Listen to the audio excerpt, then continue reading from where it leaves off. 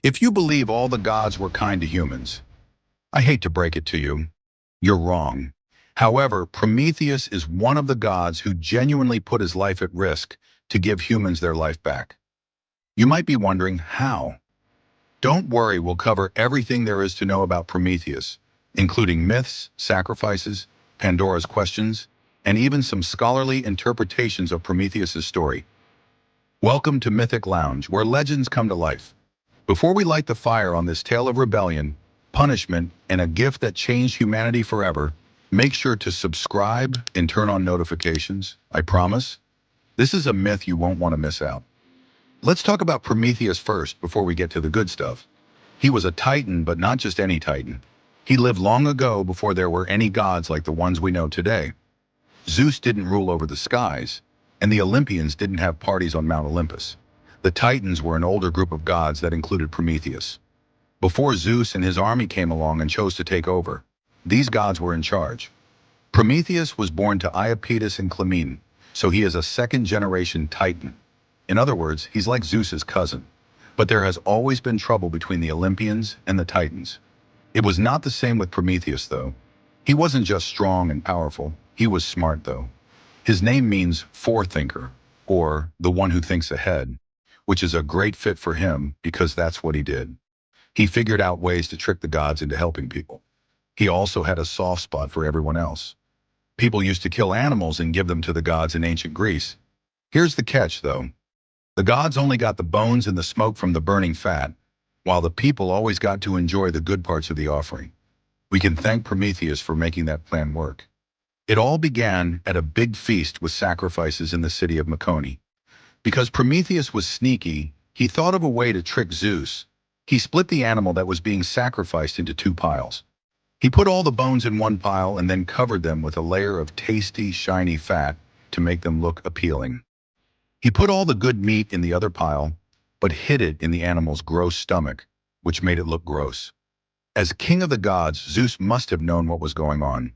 Zeus knew Prometheus was playing a joke on him, but he still let it happen. He picked the shiny pile with fat on it, but it turned out to be just bones. In ancient Greece, people would make sacrifices and give the gods the leftovers. The people would keep the good stuff. Of course, Zeus was mad that he had been tricked. What does an angry god do when they've been joking around? He responds back. Zeus chose to punish people by taking away fire, which is a very valuable thing. We might not think much of fire now.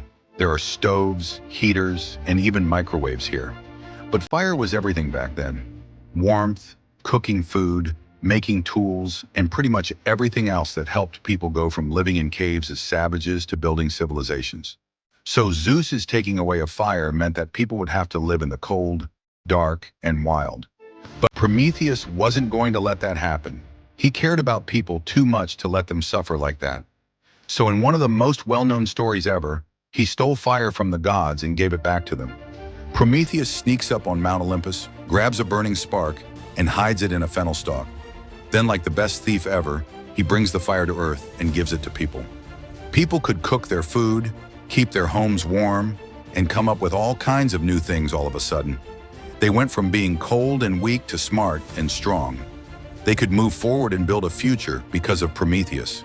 Fire wasn't just a way to stay warm, it was a sign of how smart and advanced people were becoming. But this made Zeus mad. So Zeus wasn't going to just ignore the fact that someone stole his fire. He did want to punish Prometheus, but he also wanted to get back at people for taking advantage of his evil deed. Pandora, the first woman and one of the most interesting figures in Greek mythology, comes into the story. Zeus told the god of crafts, Hephaestus, to make a beautiful woman out of clay. She would be perfect, beautiful, and hard to resist, but there would be a catch. All the gods gave her gifts, which is why her name, Pandora, means gifted by all. She was pretty, charmed, and very interested in many things. Then Zeus sent Pandora to Earth with a jar full of all the bad things in the world. It's likely clear where this is going. Pandora couldn't help but open the jar because she was naturally curious.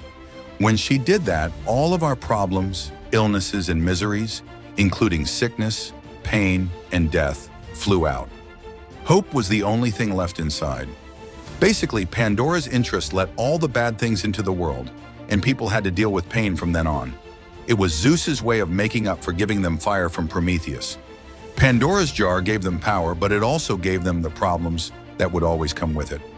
What about Prometheus, though? Zeus also wasn't done with him. Zeus chose a cruel way to punish Prometheus that would hurt anyone. Over in the Caucasus, he tied the Titan to a rock. Every day, an eagle would swoop down and eat Prometheus' liver. The gross part is that Prometheus' liver would grow back overnight because he was eternal, and then it would be eaten again the next day. This never-ending circle of pain kept going. Imagine that the eagle had a fresh liver spread every day, and poor Prometheus was in pain all the time. In this part of the story, Zeus shows how cruel he could be when he got angry. Prometheus wasn't just punished physically, he was also punished mentally and for all time.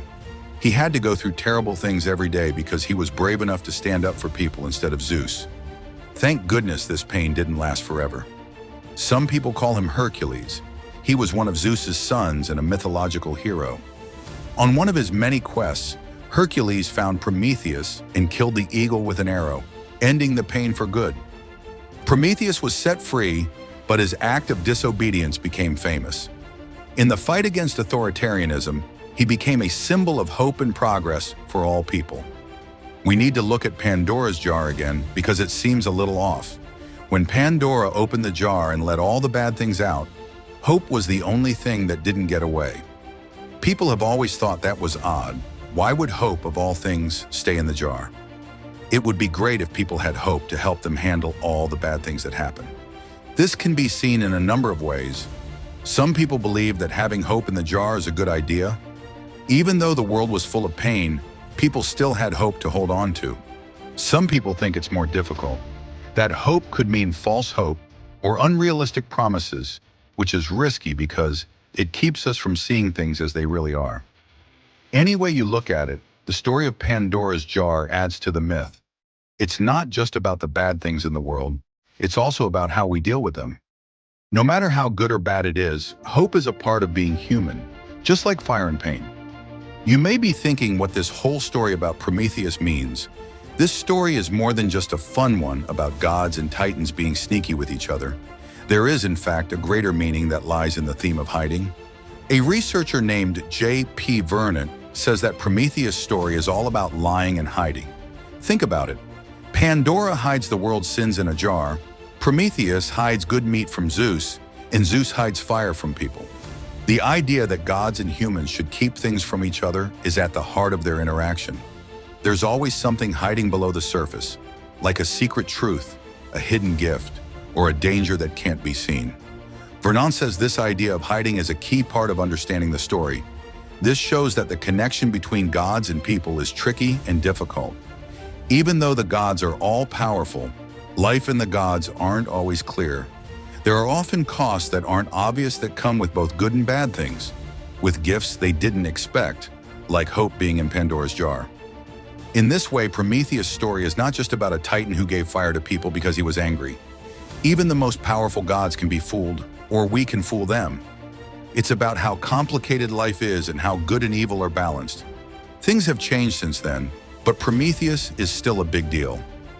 He has become a sign of how creative and forward-thinking people are, as well as how rebellious we are, and how we like to push the limits. Taking fire from the gods has been used to represent a wide range of ideas, from discoveries in science to new works of art. Frankenstein, which is also known as the modern Prometheus. Like how Prometheus gave people fire, Dr. Victor Frankenstein in Frankenstein brings a new kind of fire to life. Scientific knowledge that makes a living thing. Hope in it all. But it's not just about the drama, it's also about something deeper about being human. As Prometheus shows, growth often comes with pain, and rebellion can lead to pain.